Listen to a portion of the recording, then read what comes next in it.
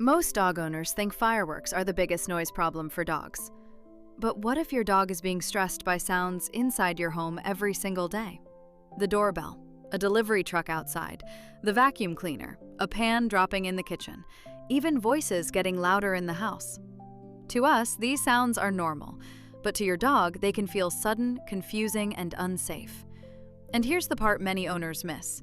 Your dog may not bark, they may not cry, they may not make it obvious. They may just quietly show you they are stressed. So in this video, I'll show you 5 everyday sounds that may be affecting your dog, the small signs to watch for, and what you can do to help them feel safer. And make sure you stay for number 5, because it is the one many of us do without realizing it. Dogs don't understand noise the same way we do. We know a delivery driver is just dropping off a package. We know the vacuum cleaner is not dangerous. We know a loud noise from the kitchen was just a pan slipping from someone's hand. But your dog doesn't always know that. To them, a sudden bang, buzz, knock, crash, or sharp sound can feel like a warning. And if those sounds keep happening throughout the day, some dogs don't fully relax between them. They stay on alert. That means by the time fireworks, thunderstorms, guests, or time alone happen, your dog may already be carrying stress. This can be especially true for nervous dogs, rescue dogs, puppies, senior dogs, and dogs who are sensitive to changes in their environment. So before we talk about fireworks, let's look at the everyday sounds that may already be building stress in your dog. The first sound is probably one of the biggest triggers in the home: the doorbell or knocking. For us, it simply means someone is at the door, but for your dog, it can mean excitement, uncertainty, or even a possible threat. You might see barking, running to the door, jumping up, whining, pacing, or struggling to settle afterward. But here's what matters. Even if your dog stops barking quickly, their body may still be on high alert. They may still be listening, still watching, still waiting for the next sound. So instead of only trying to stop the barking, think about what the sound means to your dog. A calmer approach is to practice before the doorbell happens for real. Play a quiet doorbell sound at a low volume, reward calm behavior, and give your dog a safe place to go when someone comes to the door. The goal is not to punish the reaction. The goal is to help your dog learn that sound does not mean I need to panic. The second trigger is outside noise. Delivery trucks, car doors, people walking past, trash cans being moved, kids playing, motorcycles, other dogs barking. These sounds can be especially stressful because your dog can hear them, but they may not be able to see where they are coming from. That uncertainty can make the noise feel bigger than it really is. Some dogs run to the window, some bark, some hide, and some go completely quiet. That quiet response is easy to miss, so watch your dog's body. Are they suddenly stiff? Are their ears pinned back? Are they staring toward the window? Do they stop resting every time a truck goes past? If so, the outside world may be coming into your home more than you realize. A few small changes can help. Close the curtains or blinds. Use privacy film on lower windows. Move your dog's resting spot away from the front of the house, and use gentle background sound to soften sudden noises from outside. You are not trying to block out the whole world. You are simply making the home feel more predictable. The third sound is the vacuum cleaner. And for many dogs, this one is a lot. It is loud, it moves, it changes direction, it gets closer, and it can feel like it is invading their space. So if your dog leaves the room when the vacuum comes out, that does not mean they are being dramatic. They may be making a smart choice. They are creating distance from something that feels uncomfortable. And this is important. Don't force your dog to stay close to get used to it. For some dogs, that can make the fear worse. Instead, give them somewhere calm to go before you start. You can also help them slowly build confidence over time. Bring the vacuum out without turning it on. Reward calm behavior. Then put it away.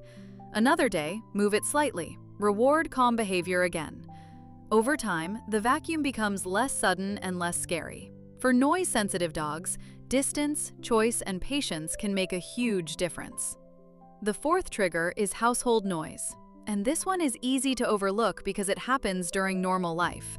A dropped pan, a cabinet door closing, silverware clattering, a chair scraping across the floor, a washing machine starting, a phone suddenly ringing.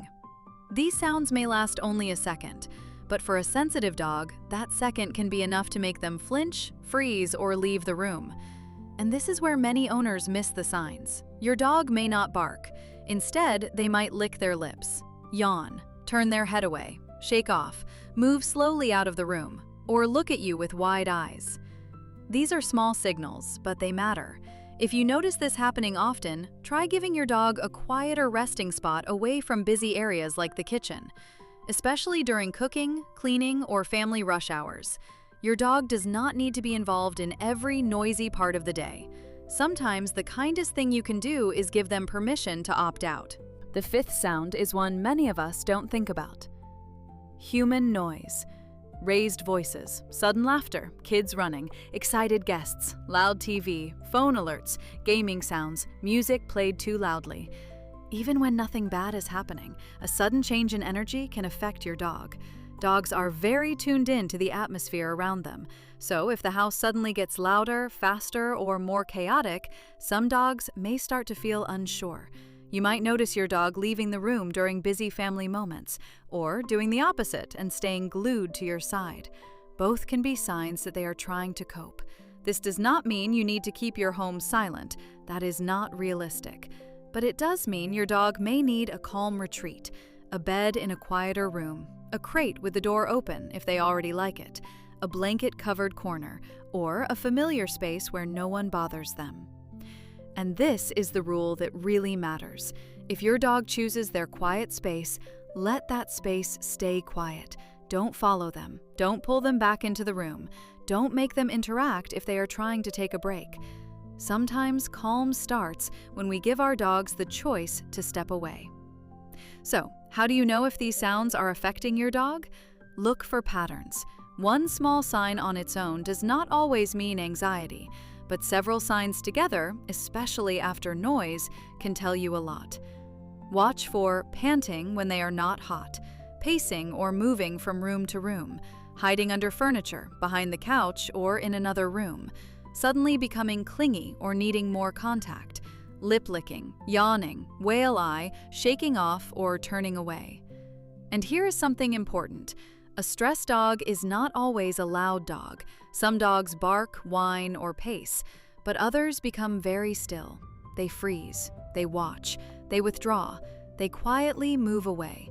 So don't only look for noise, look for change. If your dog was relaxed and then a sound happened, what changed in their body? That question can tell you a lot. So what can you do today? Start simple. First, try to identify the pattern. Is it the doorbell? The vacuum, traffic outside, kitchen sounds, busy parts of the day, loud voices, or sudden movement?